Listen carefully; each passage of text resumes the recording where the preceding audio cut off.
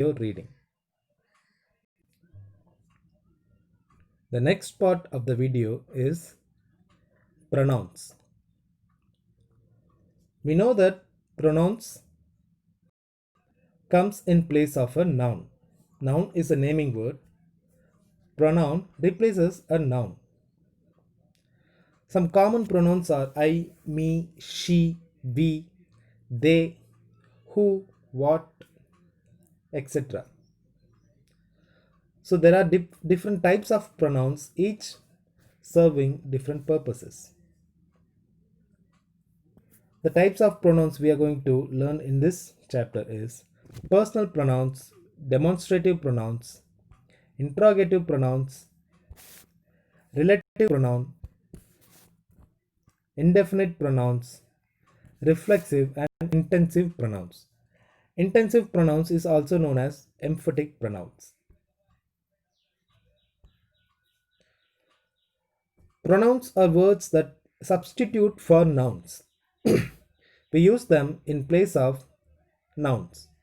So every pronoun must have a clear antecedent. It must have a noun before that so that the pronoun will work.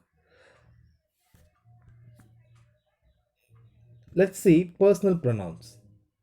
Personal pronouns are I, you, he, she, it, we, you, they. Personal pronoun, same as the nouns, has number, gender, person, and case. Let's see them in detail. Personal pronouns have the following characteristics. They have three persons. Same as in the nouns, a pronoun will have three persons. First person, the one who is speaking. I, me, my, mine, we, us, our, ours are the first person pronoun. Second person is the one who is spoken to. To whom you are speaking is the second person. You, yours are the person personal pronoun. Third person is the one who is spoken about. He, him, his, she, her, hers. These are third person pronouns. Let's see some example sentences. On Saturday, I will meet Joe at 3 o'clock. The pronoun I is your first person pronoun. That is the speaker in that sentence. Which sweater do you want to wear? So we are speaking to someone, that is the second person personal pronoun. Second person, you is the second person personal pronoun. The experience left them no choice except to return. So we're talking about someone, that is the third person pronoun. In this sentence, them is the third person pronoun because we are talking about them. And personal pronoun has three genders: feminine, masculine, and neuter. You have learned it in the chapter nouns. So, a pronoun which replaces characteristics. Feminine gender are she, her, and hers. Masculine gender are he, him, and his. Neuter gender is it, its, they, them, their, and theirs. Feminine is for female, masculine is for male. Let's see them in sentences. She sent an email to her uncle earlier today. She is the subject pronoun. It is a feminine gender pronoun, and her is the object pronoun. It is also a feminine gender. He is the masculine gender pronoun. People enjoy Joel's company when he begins to tell jokes. He is the masculine gender. We use he for male and she and her for female. The tree had love. For things or animals, we use neuter gender pronouns. The tree is the noun, that is a thing, so we use the neuter gender pronoun its. So these are the three genders of personal pronoun.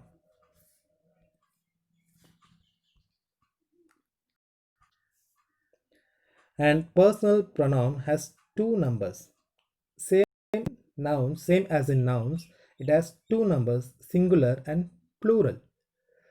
So for singular things, we use singular pronouns I, me, my, mine, it, its, she, her. These are singular number pronouns. For plural things and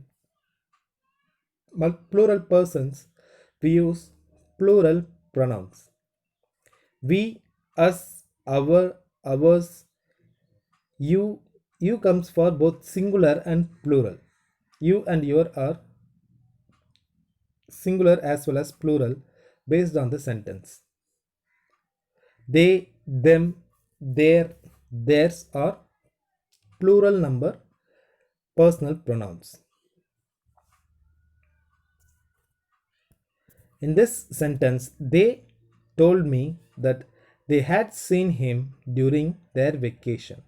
We have multiple singular as well as plural nouns in this sentence. They is a plural pronoun which defines number of people, and me is a singular pronoun for a singular person, and him is also a singular pronoun. There is a plural pronoun. These are the two numbers of personal pronoun.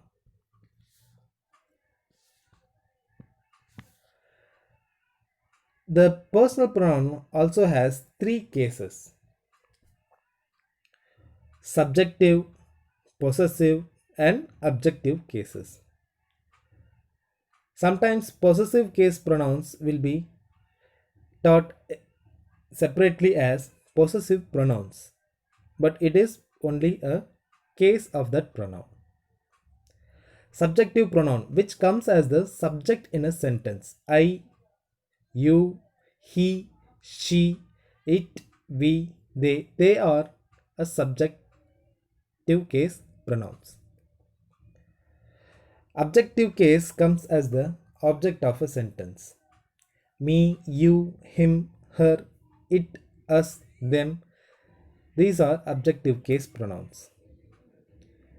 And possessive case pronoun shows ownership of someone or something: my, mine, your, yours, his, her, hers, our, ours are the possessive case pronouns.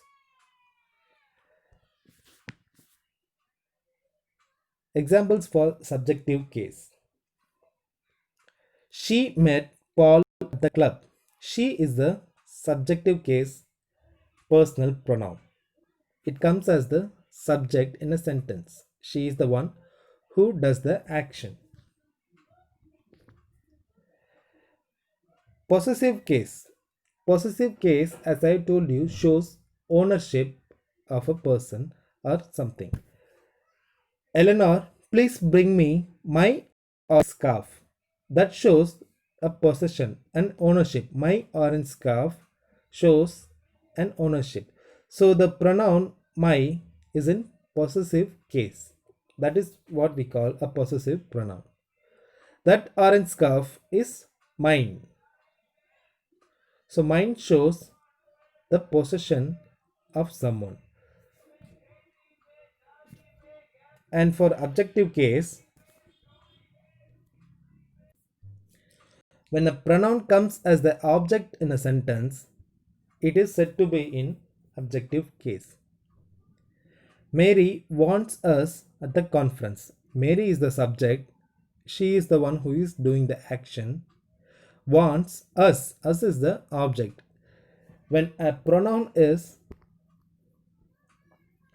coming at the as the object in a sentence, it is said to be in objective case. So it will come as a direct object, it will come as an indirect object also. I will not tell them anything about the accident. I will not tell them is the indirect object. So an objective case pronoun will come as a indirect object also. The veterinarian brought the small puppy to him. To is the preposition, and whatever comes after a preposition is said to be the object of that preposition. So, an objective case pronoun will come as an object of a preposition also. The veterinarian brought the small puppy to him. Him pronoun here is the objective case pronoun which comes as the object of preposition to. Now we have learned about the personal pronoun. A personal pronoun is very particular to a person or a group of people. A personal pronoun is not only used for people, it is also used for animals, place, and even things. So it is very particular to a person or a group of people or even place, things, and animals.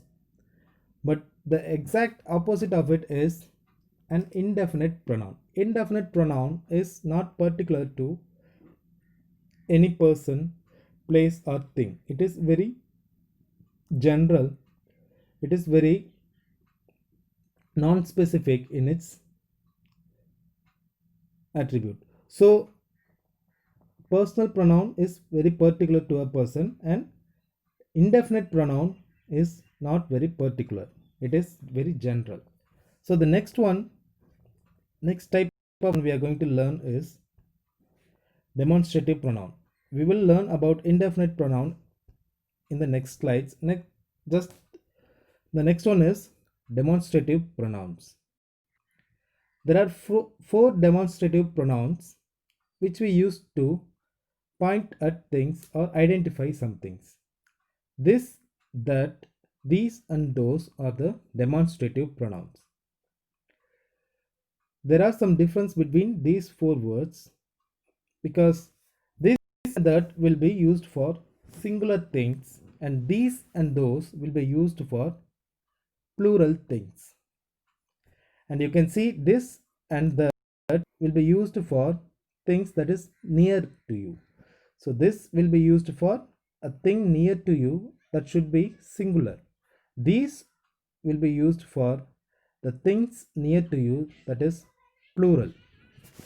That is used for singular, that is far away from you, and those is used for plural things that also are far away from you. This is my chair. That is Peter's house. So this chair is close to him, so that's why this is used. These are her clothes. Those are migrating birds. You can see the differences between these pronouns. These four words, this, that, these, and those, are also used as demonstrative adjectives. An adjective we know describes a noun. So the difference between a demonstrative adjective and a demonstrative pronoun is that an adjective describes the noun and the pronoun identifies something or someone. The easy way to identify or differentiate between an adjective and pronoun is an adjective come next to the noun. This chair, that, these clothes, those birds. So it will be close to the noun, but a demonstrative pronoun will not be close to the noun. It will only point out or identify something. This is my chair. The chair, noun chair, is not close to the pronoun this. So this is how we identify a demonstrative pronoun from a demonstrative adjective. The next type is reflexive and emphatic pronouns. Reflexive pronouns and emphatic pronouns are basically the same, but the functions they do in a sentence differentiate them. A reflexive pronoun will come as the object of the noun. Be careful not to cut yourself with that knife. The word yourself is the object of the verb cut. So, a reflexive pronoun will refer back to its subject pronoun.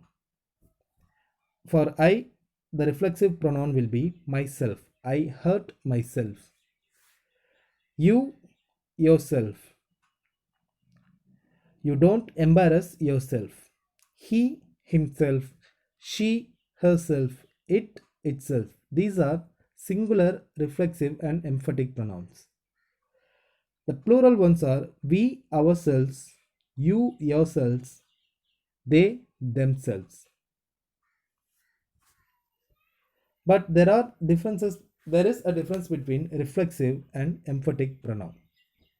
An emphatic pronoun only emphasize on the importance of the noun.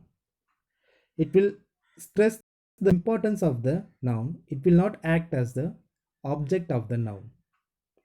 I myself saw the masked thief. So I myself the subject, saw is the verb, the masked thief is the object there. Myself will not be the object if it is an emphatic pronoun. To be more clear, I will give you an example. You can identify and differentiate between an emphatic pronoun and a reflexive pronoun. I hurt myself. Here the subject is I. The verb is hurt. You need an object to complete the sentence. I hurt myself. Only with the object myself this sentence is making sense. The doctor himself came to my house.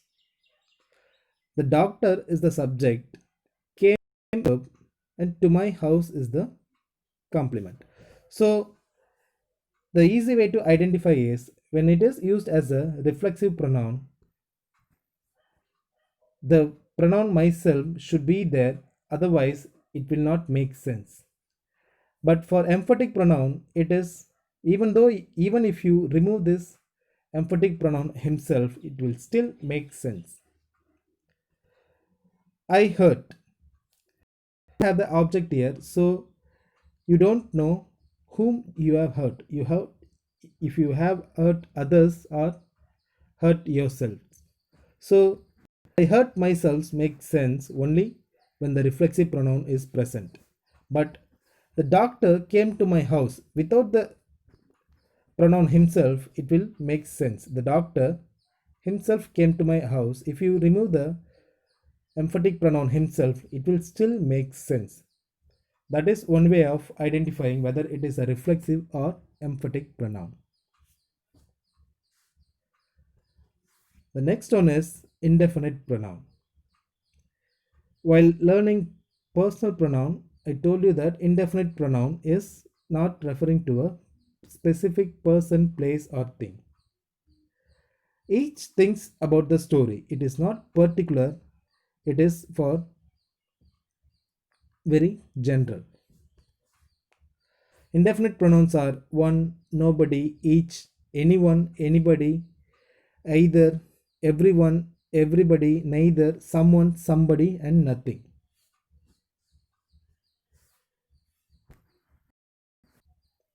We finally moved to another apartment. So it is not specific. We have not point out to any particular apartment. So this is an example of indefinite pronoun. Anything is possible if you believe. We are not saying that is possible or this is possible. We are saying anything is possible. So this is how an indefinite pronoun works. It will not be particular to anything. Everyone cheered for the violinist at our school concert. So it is not specific. Everyone, all of them who were present, cheered for the violinist. So that is the indefinite pronouns. These are indefinite pronouns too. Both are guilty. Both refers to not to a particular person, it refers to both parties. And all the other words are examples of indefinite pronouns. Several letters arrived this morning. The next one is interrogative pronoun. An interrogative pronoun is a pronoun used to introduce an interrogative sentence. So an interrogative pronoun, all the question words are interrogative pronouns. WH question, as we say, are interrogative pronouns. The interrogative who, whom, and whose will be used to refer to people. There is a difference between who, whom, and whose. And the pronoun which and what are used to refer to things. Which is your house? Those pronouns will be referred to things. What is your name? So that which and what will be used to refer to things. The difference between who, whom, and whose are who acts as a subject pronoun, it will find out the subject of a sentence. Whom will find out the object in a sentence, and whose will find out the possession of something or someone. Let's see it in a sentence. Who will drive today? The interrogative pronoun who is used here. The answer for that will be John will drive today. John is the subject in this sentence. So the pronoun who will be used to ask about the subject. Whom do you to drive after the party? I trust Rak to drive after the party. So we already have a subject here, I. And Rakesh is the object of the verb trust. So to find out the object, we should use the pronoun whom. I trust Rakesh to drive after the party. Rakesh is the object here. And whose, the pronoun should be used to question about some possession of someone. You should, whose car should I drive? The answer would be someone's possession. You should drive my cousin's car. So this shows a possession of someone, ownership of someone. So that is the difference between who, whom, and whose. And the next is relative pronouns. Relative pronouns is used to connect a clause or phrase to a noun or pronoun. It refers to the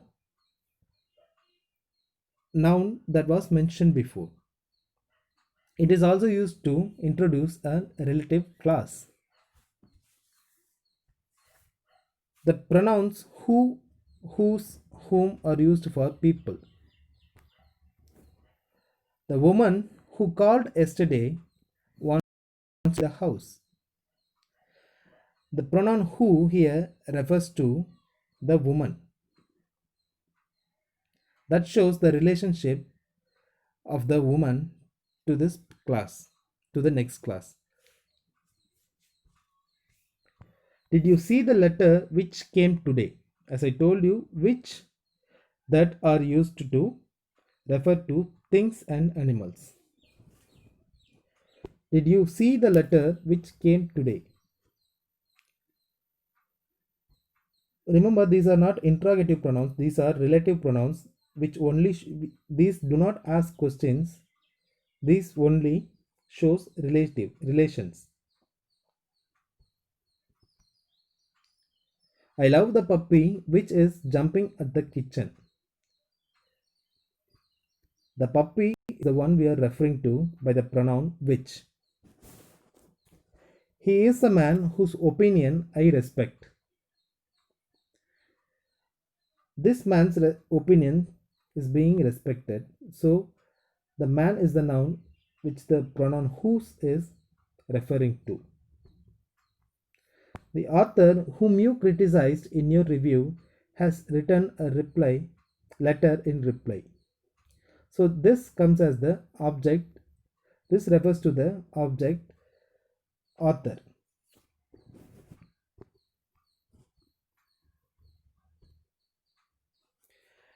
And the relative pronouns why, when, and where are also used. Why refers to reason. Do you know the reason why the market is closed today? When refers to time. The day when the concert takes place is Saturday. The day when I entered the college was Monday. So this refers to time. Where refers to places. This is the house where my son was born. This is the village where I grew up. So where is a pronoun refers to place. It should be noted that every relative pronoun should come close to the noun it refers to. The woman is the noun and the relative pronoun who comes right to it. So you can see every pronoun is coming next to the noun it refers to. It should not be separated only for relative pronouns. The day when. So the day is the noun it is referring to. It comes right next to it. So it should be remembered to not place it elsewhere. And with that, we have come to the end of this chapter, pronouns. So you have learned the different types of pronouns and its function in a sentence. You learned that a personal pronoun is used for a specific object or person. It has number, it has case, gender, as well as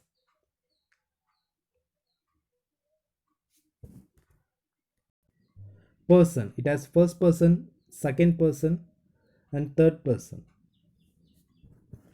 You learned about demonstrative pronoun this, that, these, and those. You learned that this and that will be used for singular things, and these and those will be used for plural things. And you learned about interrogative pronouns who, whom, whose, which, what. And indefinite pronouns are for unspecified object. It is opposite of personal pronoun because it is not referring to a particular person. And you learned reflexive and emphatic pronouns, and you also learned the difference between reflexive and emphatic pronoun. And finally, you learned the pronoun relative pronoun, which relates two different classes together, which referring to the noun in the previous class. And the thing to remember in relative pronoun is it should come right next to the noun it refers to. Now with that, we have come to the end of this session. A worksheet has been given to you. The worksheet has been prepared with your grammar book. So those who have the grammar book can do the worksheet in your grammar book itself. For those who do not have the grammar book, you should write down the worksheet in your classwork note and try to work out the worksheet. And after discussing in a query session, you can do the worksheet and you can verify the answers with the answer key that will be provided. Now with that, we have come to the end of this lesson session. I thank you all for watching. Have a nice day.